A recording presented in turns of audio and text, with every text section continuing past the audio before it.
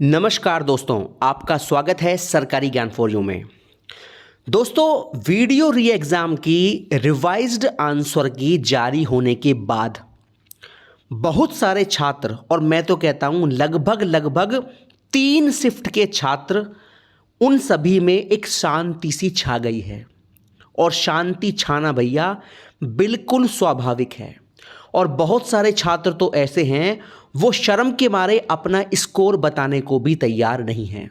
वो कहीं पर भी अपना स्कोर शेयर करना नहीं चाहते, क्योंकि उनका स्कोर जो रिवाइज्ड की में बढ़ना चाहिए था वो नहीं बढ़ा। और सीधी सीधी बात है, उनको काफ़ी नुकसान हुआ है। इस बात को हम झुठला नहीं सकते। अब बहुत सारे छात्र इस पर ये कह सकते हैं कि सर ये तो सबके साथ हुआ है, अगर किसी का आंसर चेंज हुआ है या पूर्ण अंक मिला है वो तो सबके साथ हुआ है।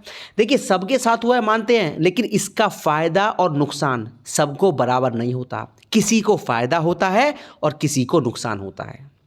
ठीक है, अगर आपने ऑब्जेक्शन वाले 6 प्रश्न अटेम्प्ट ही नहीं करे तो भैया आपका तो इसमें कोई नुकसान है ही नहीं। सपोज कीजिए 2 छात्र हैं, छात्र ए है और छात्र बी है। इस ए छात्र ने इन 6 प्रश्नों को अटेम्प्ट ही नहीं किया, और ये 6 प्रश्न वो थे जिन पर आपत्ति लगनी थी और आपत्ति लगी। ठीक है, तो इनको अटेम्प्ट ए छात्र ने नहीं किया, जबकि बी छात्र ने इन 6 के 6 प्रश्नों को अटेम्प्ट किया और उसका उन 6 प्रश्नों को लेकर उसको एक भी अंक नहीं मिला। उन 6 प्रश्नों को करने में जो उसने टाइम वेस्ट किया वो भी 0 हो गया, और उन 6 प्रश्नों का उसको एक भी अंक नहीं मिला, वो भी 0 हो गया। ठीक है, तो नुकसान पूरा होगा किसको? बी छात्र को। और ए छात्र को ना फायदा ना नुकसान, लेकिन ए को तो बल्कि फायदा हो गया। क्यों? क्योंकि उसने उन प्रश्नों को अटेम्प्ट करने में टाइम वेस्ट नहीं किया। ठीक है, अब ये मैंने उदाहरण आपको क्यों दिया हुआ है? ये उदाहरण इसलिए दिया हुआ है कि नुकसान सबका और फ़ायदा सबका बराबर नहीं होता। ठीक है, अगर यूपीएससी ने इसकी रिवाइज्ड की इस तरीके से जारी करी है तो इसका फ़ायदा बहुत कम को है या कुछ भी नहीं है ना, लेकिन नुकसान हुआ है काफ़ी छात्रों को। इस बात को हम बिल्कुल झुठला नहीं पाएंगे। अब क्या आयोग ने इस प्रकार की आंसर की देकर इस भर्ती के लिए कोर्ट के रास्ते खोल दिए हैं? तो इसका जवाब मेरे पास है हाँ, ऐसा पॉसिबल हो सकता है कि छात्र जो है कोर्ट चले जाएं। क्योंकि अब मैं बात करने वाला हूं शिफ्ट वाइज। सबसे पहले बात करता हूं 27 सेकंड की, सॉरी हाँ 27 सेकंड की। 27 सेकंड शिफ्ट के छात्रों का कहना यह है कि हमारे कम से कम 4 से 5 प्रश्नों पर बदलाव या पूर्ण अंक मिलने चाहिए थे, जो हमको नहीं मिले, और हमको सीधा सीधा 4 या 5 प्रश्नों का नुकसान हो गया। दोस्तों, एक एक नंबर से सिलेक्शन रह जाता है। 5 सवाल का मतलब हो गया 15 नंबर, क्योंकि इनके 5 सवाल तो नेगेटिव के मिलते और 10 नंबर क्वेश्चन के मिलते। तो सीधा सीधा 15 नंबर का लॉस हुआ है 27 सेकंड के छात्रों को, और बहुत सारे छात्रों को। सबको नहीं हुआ, बहुत सारे छात्रों को हुआ है। और इनका ये कहना वाकई में सही है कि 4-5 सवालों के आंसर चेंज होते और पूर्ण अंक मिलता। और जो आपको मैंने बताया भी था कि इस शिफ्ट में 4-5 क्वेश्चनों के चेंज और पूर्ण अंक मिलेगा, है ना। और ये छात्र काफ़ी परेशान है और उनकी परेशानी जायज़ भी है।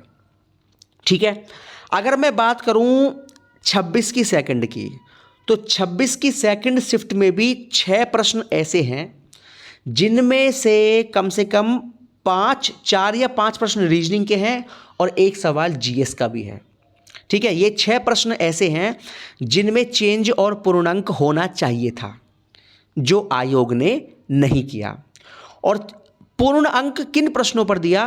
पूर्ण अंक उन प्रश्नों पर दिया जिन प्रश्नों पर मुश्किल से एक आध छात्र ने ही आपत्ति करी थी, बल्कि जेन्युइन आपत्ति जो थी इन 6 प्रश्नों पर, उन पर यूपीएससी ने 26 सेकंड में कुछ नहीं दिया।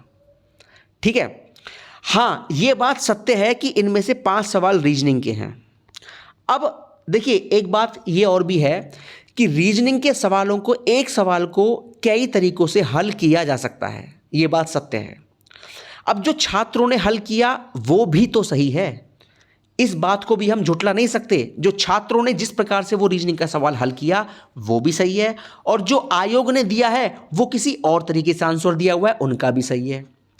ठीक है, लेकिन नुकसान छात्र क्यों झेलें जब उन्होंने अपनी तरफ से उस सवाल को पूरा सॉल्व किया है। तो जब ये सवाल कई तरीके से हल हो सकता है तो यूपीएससी को इन सवालों में पूर्ण अंक देने में दिक्कत क्या थी। ठीक है, जैसे मैंने आपको बताया था सवाल कि एक प्रोडक्ट वाला सवाल था 26 सेकंड में, वो सवाल स्वर से भी हो रहा था और व्यंजन से भी हो रहा था। तो एक सवाल को करने का तरीका दो हैं। अब यूपीएससी मान रहा है किसी और तरीके को, आपने किया किसी और तरीके से, सही दोनों हैं, लेकिन आयोग को ऐसे प्रश्नों पर पूर्ण अंक देना चाहिए था। ठीक है, आप किसी छात्र का नंबर काट रहे हो तो किस आधार पे काट रहे हो, उसने तो वो सवाल सही किया है। तो नुकसान बिल्कुल हुआ है 26 सेकंड में 6 प्रश्नों का। अब देखिए, बहुत सारे छात्र ऐसे थे जिन्होंने ये कहा कि सर आपने बोला था कि 26 फर्स्ट में, सेकंड में, 27 सेकंड में 7 या 8 प्रश्नों का चेंज और पूर्णांक देखने को मिलेगा, 6 प्रश्नों का देखने को मिलेगा, 5 प्रश्नों का देखने को मिलेगा, लेकिन नहीं मिला इतना। मानता हूं मैं ये बात, अब लेकिन देखिए क्या करें, आयोग की ये चीज़ है, गलती कहें इसे क्या कहें आप खुद देख लीजिए। मैंने इसका पूरा विश्लेषण आपके सामने कर दिया, जबकि आयोग को इतना करना चाहिए था, इन प्रश्नों पर पूर्ण अंक या चेंज करना चाहिए था, है ना। अब बात कर लेते हैं 26 फर्स्ट को लेकर। देखिए 26 फर्स्ट में भी प्रश्न है काफ़ी जिनका चेंज और पूर्णांक होता, लेकिन नहीं किया आयोग ने। अब सबसे बड़ा सवाल यही है कि क्या इस भर्ती के रास्ते अब कोर्ट की तरफ जा रहे हैं। तो देखिए मेरा मानना यह है, आयोग ने खुद ही जानबूझकर ये नींव रख दी है। आयोग खुद चाहता है ये भर्ती कोर्ट में फंसे और उसके पास ये जवाब हो बोलने के लिए कि हमने तो भैया कार्रवाई कर रही है, लेकिन छात्र खुद इस भर्ती को कोर्ट ले गए हैं। अगर आयोग इस भर्ती को कोर्ट ले जाना नहीं चाहता था तो वो इन सवालों पर, विवाद वाले सवालों पर पूर्ण अंक देता या आंसर चेंज करता। जिस प्रकार से वन दरोगा भर्ती की रिवाइज्ड उत्तर कुंजी में विवादित सभी प्रश्नों पर पूर्ण अंक दे दिए गए, तो यहां पूर्ण अंक देने में दिक्कत क्या थी। मेरा सवाल आयोग से ये है, क्या आपको मेरा सवाल वैलिड लगता है? अगर लगता है भैया तो कमेंट बॉक्स में कमेंट कर दीजिए। वन दरोगा भर्ती आयोग समय से पूरा करना चाहता था, इसलिए उसने 12 प्रश्नों पर आपत्तियों को वैध पाया। 12 प्रश्नों पर आपत्तियां वैध पाई गई, जिनमें से 8 प्रश्नों पर पूर्णांक दिया गया और 4 प्रश्नों का आंसर चेंज किया गया। ये बात कर रहा हूं मैं वन दरोगा भर्ती की। ठीक है, तो भैया जब आयोग भर्ती को पूरा करवाना चाहता है तो वो काम इस तरीके से करता है, और जब खुद कोर्ट में फंसाना चाहता है तो वो काम करता है इस तरीके से, जो काम इसने वीडियो री एग्जाम की रिवाइज्ड उत्तर कुंजी में किया है। तो कहीं ना कहीं आयोग भी जिम्मेदार है भर्ती को कोर्ट फंसाने में, और कहीं ना कहीं छोड़ो, मैं तो कहता हूं 100% आयोग ही जिम्मेदार है भर्ती का बंटा धार करने में। क्या आपको ये भर्ती पूरी नहीं करनी है? अगर नहीं करनी तो भैया सरकार विज्ञापन जारी क्यों करता है? छात्रों के साथ खिलवाड़ क्यों करता है? छात्रों के मानसिक अवसाद में छात्रों को क्यों डालता है? छात्र इतना मानसिक तनाव झेल रहे हैं, इतना मेहनत करने के बाद भी, 10-10 घंटे पढ़ने के बाद भी, एक कमरे के भीतर इतना घंटे पढ़ते हैं वो, और उनका जब नतीजा निकलता है तो वो 2 नंबर, 4 नंबर, 6 नंबर से रहते हैं, तो उनकी 5 साल बर्बाद हो जाती हैं। तो इसका जिम्मेदार कौन है? तो मेरा आयोग से कहना है कि आप जिम्मेदार क्यों बनते हो, है क्यों छात्रों की बद्दुआएं लेते हो? आपको जो है, जिन सवालों पर विवाद था उन पर सीधा सीधा पूर्णांक दे देते, कोई छात्रों को आपत्ति नहीं थी।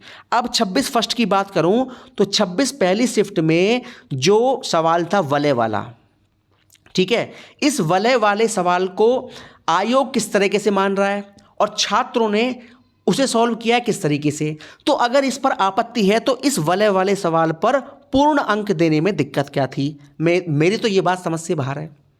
ठीक है, जब एक सवाल को आप इस तरीके से मान रहे हो, पहले तरीके से, छात्र ने किया दूसरे तरीके से, तो जब दोनों ही सही हैं और आप भी सही हैं, छात्र भी सही है, तो इस सवाल पर पूर्णांक देने में क्या दिक्कत थी? अगर पूर्णांक देते तो कोई दिक्कत ही ना होती। ठीक है, एक सवाल 26 की पहली शिफ्ट में है, वो सवाल है ब्लिट्ज वाला। ठीक है, ब्लिट्ज वाला, BLITZ। इस सवाल में आंसर झोल दिया हुआ है बिल्कुल, इसमें आंसर आपसे ठीक नहीं बना। तो जब आप आंसर ठीक नहीं बना रहे हो तो भैया छात्र तो परेशान होगा ही, है ना। परेशान भी होगा, वो कहीं और भी जाएगा और हो सकता है वो कोर्ट का दरवाज़ा भी खटखटाए, और कोर्ट जाने का मतलब है भर्ती फिर थोड़ा समय के लिए लटक जाती है। ठीक है, तो बाकी भैया आपके सामने मैंने पूरा विश्लेषण कर दिया है। और क्या सच में आपके साथ अन्याय हुआ है? और ये सवाल मेरा उन छात्रों से है जो रिवाइज्ड की से संतुष्ट नहीं हैं। तो आप कमेंट बॉक्स में कमेंट करके बताइए कि क्या वाकई में आपके साथ अन्याय हुआ है। मुझे तो लगता है हुआ है, बाकी आपकी राय क्या है वो बताइए। ठीक है दोस्तों, बहुत बहुत धन्यवाद दोस्तों। जय हिंद, जय भारत।